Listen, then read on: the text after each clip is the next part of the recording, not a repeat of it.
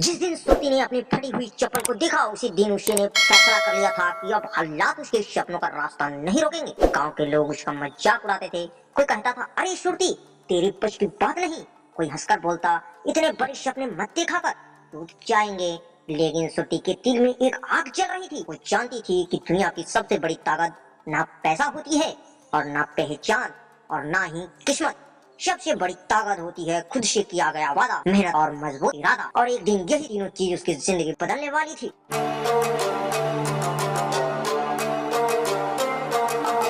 बिहार के एक छोटे से गांव में रहने वाली श्रुति बेहद गरीब परिवार की लड़की थी। उसके पिता खेतों में मजदूरी करते थे और माँ दूसरे के घरों में काम करती थी। घर की हालात इतनी खराब थी कि कई बार 2 वक्त का खाना भी मुश्किल से मिलता था। लेकिन श्रुति की आंख में बड़े सपने थे। वो पढ़ लिख कर एक बड़ी अधिकारी बनना चाहती थी। जब भी वो स्कूल जाती, लोग उसे देखकर कहते, गरीब की बेटी अधिकारी बनेगी, पहले घर का खर्च चला लो। ये बातें उसके दिल की चोट पहुंच जाती थी, लेकिन वो चुप रहती थी। उसे पता था कि जवाब शब्दों में नहीं, सफलता से दिया जाता है। एक दिन स्कूल से लौटते समय श्रुति ने देखा कि उसके पिता तेज धूप में मजदूरी कर रहे थे। उसके कपड़े पसीने से भीग चुके थे, हाथों में छाले पड़ गए थे। उन्हें देखकर श्रुति की आंखें भर आई। उस रात उसने अपने पिता को सोते हुए देखा। थकान इतनी थी कि खाना खाते खाते ही उनकी आंखें लग गई थी। उसी रात श्रुति ने खुद से एक वादा किया। उसने मन ही मन कहा, मैं एक दिन इतनी कामयाब बनूंगी कि मेरे माता पिता को कभी मजदूरी नहीं करनी पड़ेगी। यही वादा उसके जीवन की सबसे बड़ी ताकत बन गया। समय बीतता गया। श्रुति पढ़ाई में बहुत अच्छी थी, लेकिन गरीबी बार बार उसके रास्ते में आ जाती। कई बार फीस भरने के पैसे नहीं होते थे, कई बार किताबें खरीदने के लिए पैसे नहीं मिलते थे। उसके दोस्त नई किताबें खरीदते थे, जबकि वो पुरानी किताबों से पढ़ती थी। लेकिन उसने हार नहीं मानी। वो जानती थी कि जो लोग परिस्थितियों के आगे झुक जाते हैं वो इतिहास नहीं बनाते हैं, इतिहास वही लोग बनाते हैं जो हालात बदल देते हैं। 10वीं की परीक्षा नजदीक थी। श्रुति ने तय कर लिया कि अब उसे अपनी पूरी ताकत लगा देनी है। वो सुबह 4 बजे उठती, घर का काम करती, फिर स्कूल जाती। स्कूल से लौटकर माँ की मदद करती और रात में देर तक पढ़ाई करती। कई बार बिजली चली जाती थी, तब वो मिट्टी के दिए की रोशनी में पढ़ती थी। गांव के लोग उसे देखकर हंसते थे, लेकिन उसे किसी की परवाह नहीं थी। उसे सिर्फ अपने लक्ष्य की परवाह थी। धीरे धीरे उसकी मेहनत रंग लाने लगी। 10वीं की परीक्षा में उसने पूरे जिले में पहला स्थान हासिल कर लिया। जब परिणाम आया तो पूरा गांव हैरान रह गया। जो लोग उसका मजाक उड़ाते थे वही लोग अब उसकी तारीफ कर रहे थे। लेकिन श्रुति जानती थी कि ये सिर्फ शुरुआत है। सफलता की असली मंजिल अभी बहुत दूर थी।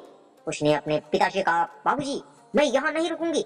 पिता मुस्कुराए और बोले, बेटी, अब मुझे यकीन है कि तू बहुत आगे जाएगी। 12वीं के बाद श्रुति शहर पढ़ने चली गई। शहर का जीवन गांव से बिल्कुल अलग था। यहाँ खर्च भी ज्यादा था, रहने और खाने की समस्या थी। पैसे की कमी हर दिन सामने खड़ी रहती थी। कई बार ऐसा होता कि वो सिर्फ पानी पीकर सो जाती, लेकिन उसने कभी शिकायत नहीं की। उसके मन में सिर्फ एक बात थी, वो दिन मैं कॉलेज जाती और शाम को बच्चों को ट्यूशन पढ़ाती। ट्यूशन से जो पैसे मिलते उसी से अपना खर्च चलाती। एक दिन कॉलेज में एक प्रतियोगिता परीक्षा की तैयारी के बारे में जानकारी दी गई। श्रुति ने फैसला किया कि वो प्रशासनिक अधिकारी बनेगी।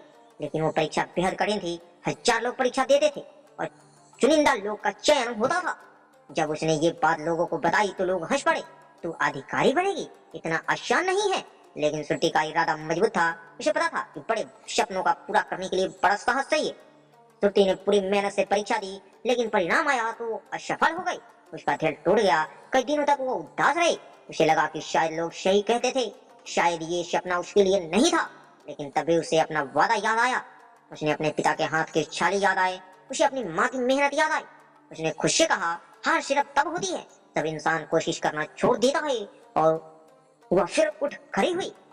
इस बार श्रुति पहले से ज्यादा मेहनत करने लगी। वो अपनी गलतियों को समझने लगी, कमजोर विषयों पर ज्यादा ध्यान देने लगी, हर दिन खुद को बेहतर बनाने लगी। उसने मोबाइल और मनोरंजन से दूरी बना ली। उसका पूरा ध्यान सिर्फ लक्ष्य पर था। धीरे धीरे उसका आत्मविश्वास बढ़ने लगा। दूसरी बार परीक्षा के दौरान उसकी माँ बीमार पड़ गई। घर की आर्थिक स्थिति और खराब हो गई। कई रिश्तेदारों ने सलाह दी कि श्रुति पढ़ाई छोड़ दे, लेकिन उसने ऐसा नहीं किया।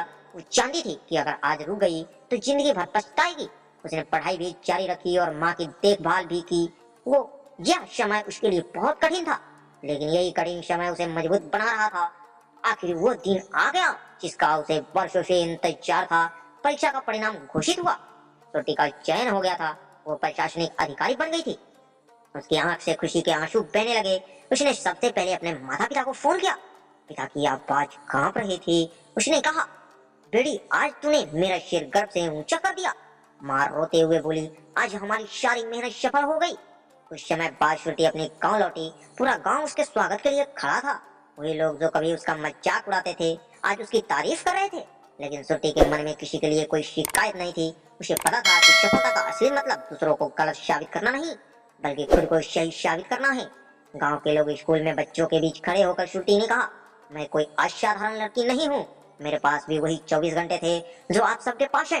फर्क सिर्फ इतना था कि मैंने खुद को एक वादा किया, मेहनत ज्यादा और अपना इरादा मजबूत रखा। अगर एक मजदूर की बेटी अधिकारी बन सकती है तो आप भी अपने सपने को पूरा कर सकते हैं। पूरा स्कूल तालियों से गूंज उठा। जीवन में सफलता पाने के लिए किसी जादू की जरूरत नहीं होती। जरूरत होती है 3 चीजों की। खुद से वादा, जब इंसान खुद से सच्चा वादा करता है तो वो रास्ता खोज लेता है। मेहनत ज्यादा, सपने तभी पूरे होते हैं जब उनके लिए पसीना बहाया जाता है। मजबूत इरादा, रास्ते में कितने भी मुश्किल आए, इरादा मजबूत हो तो मंजिल मिल ही जाती है। श्रुति की कहानी हमें सिखाती है कि गरीबी, असफलता और मुश्किलें इंसान को रोक नहीं सकती। रोक सकती है तो सिर्फ उसकी हार मानने की सोच। इसलिए याद रखिए, जीत के 3 नियम हैं, खुशी, वादा, मेहनत ज्यादा और मजबूत इरादा। जिस दिन ये तीनों आपके जीवन का हिस्सा बन जाएंगे उस दिन कोई भी मंजिल आपके से दूर नहीं रहेगी। क्योंकि किस्मत से ज्यादा ताकतवर आपकी मेहनत होती है और मेहनत से भी ज्यादा ताकतवर आपका अडिग इरादा होता है। तो दोस्तों, कैसी लगी ये कहानी श्रुति जी का आप सभी को हमें कमेंट में जरूर बताएं और दोस्तों के साथ ज्यादा से ज्यादा शेयर करना ना भूलें और हमारे चैनल को सब्सक्राइब बिल्कुल ना भूलें ताकि ऐसे ही मजेदार कहानियां आप सभी से मिस ना हो। तो चलिए मिलते हैं किसी अन्य कहानी में। जय हिंद, जय भारत।